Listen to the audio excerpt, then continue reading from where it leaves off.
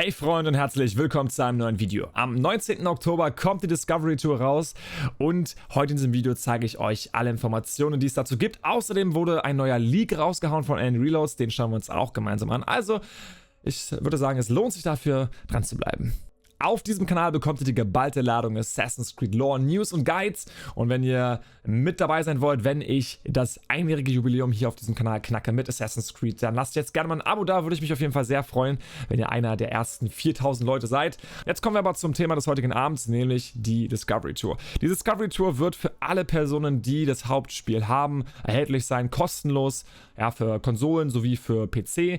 Und da müsst ihr nichts mehr drauf zahlen. Wenn ihr sagt, ihr wollt unbedingt das ganze Ding separat holen, weil ihr einfach die Discovery Tours von damals, von Origins und Odyssey schon gefeiert habt, dann müsst ihr als PC-Spieler 19,99 € draufblechen.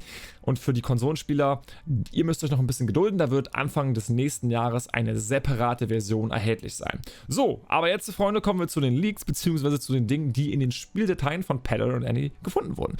Denn das ist ja der interessante Part und hierbei haben wir einige Punkte. Nämlich die Story, ja, die Story Quests. Da hat Ubisoft bzw. Assassin's Creed in den letzten Tagen auch einiges selbst rausgehauen, einiges angeteased und der Andy hat es in diesem Video, ich habe es unten reingepackt, gut zusammengefasst, was es dort alles so für Stories geben wird. Ich mache es jetzt auch. Es gibt insgesamt 8 Story Quests. Wie lange die gehen werden, das weiß ich nicht. Ich denke mal so, ja, 20 bis 30 Minuten pro Quest. Also man sitzt dann da bestimmt schon, ja, ein bisschen, 8 Stündchen, 6 bis 8 Stündchen vielleicht. Also wir haben dann so ein bisschen die Reihenfolge von Norwegen, ja, siedeln wir über Richtung England und am Ende die Mythologie dann. Wir wissen auch laut Andys Video, dass wir selbst zum Beispiel als Wikinger ein Boot bauen werden. Ja, wir werden ein Boot bauen und dieses Boot müssen wir dann natürlich rüberbringen nach Englerland.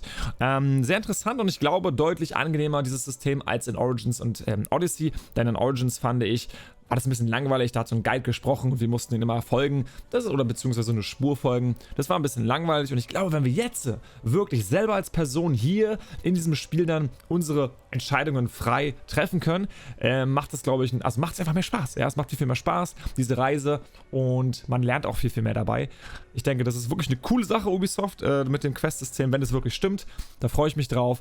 Und da haben wir natürlich neben diesen Charakteren, die wir hier auch im Teaser sehen, nämlich König Alfred, so ein Glatzkopf, eine Frau und den Mönch, haben wir natürlich noch viel mehr Charaktere, die wir spielen können, abseits der Quest. Wie das Ganze ist, ob wir jetzt sagen, wir müssen die Charaktere irgendwie freischalten, das weiß ich nicht. Das wäre auch eigentlich ganz cool. Ja, aber wir sehen hier auf jeden Fall im Teaser, in einem kleinen GIF, wirklich 24 Charaktere, die wir spielen können. Von Rebecca, Sean bis hin zu Sigurd, bis hin zu Eivor, männlich und weiblich natürlich, ganz klar. Bis hin zu den mythologischen Göttern, Freya, Thor, Odin. Aber natürlich auch so, ich sag mal, Side-Characters, wie zum Beispiel König Alfred oder Ceolbert. Und, was ich auch interessant finde, Young Sigurd. Ja, Young Sigurd quasi von der Beginning-Scene, ja, von der Intro-Scene, da wird man also auch diesen Charakter spielen können. Sehr interessant, sehr geil. Jetzt kommen wir zu dem größten Leak, denn da hat Peddar Abnormal 4 herausgefunden. Wir werden uns jetzt wirklich tiefgründig alle Sachen angucken. Also Spoilerwarnung, wenn ihr nicht sehen wollt, welche Rewards ihr bekommt, wenn ihr die Discovery Tour abschließt, beziehungsweise wenn ihr diese Discovery Touren abschließt, dann jetzt wegschalten und sonst sehen wir uns in eins der nächsten Videos. Far Cry mache ich zum Beispiel auch, also lohnt sich auf jeden Fall nochmal hier das Abo, beziehungsweise der Dränger-Daumen nach oben, wenn euch bisher die Informationen gefallen haben und wenn ihr Bock auf die Discovery Tour habt. Assassin's Creed hat auf Twitter natürlich dazu auch schon einen Teaser rausgehauen. Das war mit einer der ersten, am 1. Oktober tatsächlich sogar, also vor 9 Tagen.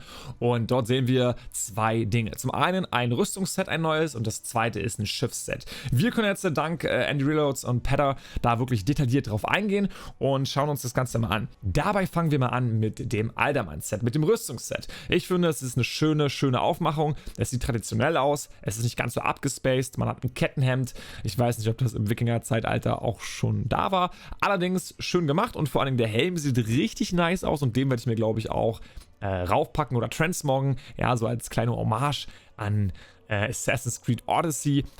Ist ein Staffordshire Hall Helmet, so steht es hier zumindest in der Beschreibung.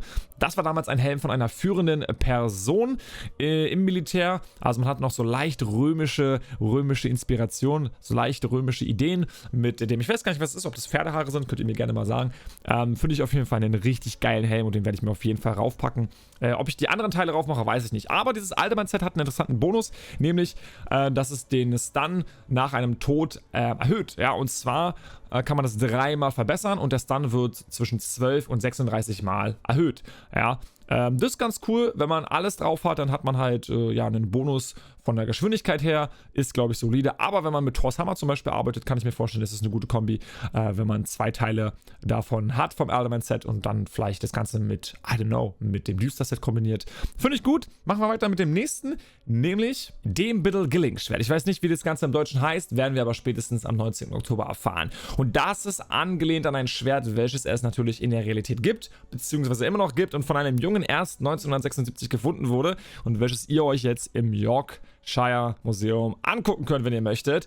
Ja, dahingegen danke nochmal an Andy und an Ipsab für die Close-Ups hier. Sehr, sehr schöne Fotos aus dem Fotomodus und da sehen wir schöne Verzierungen, ein schönes Kurzschwert.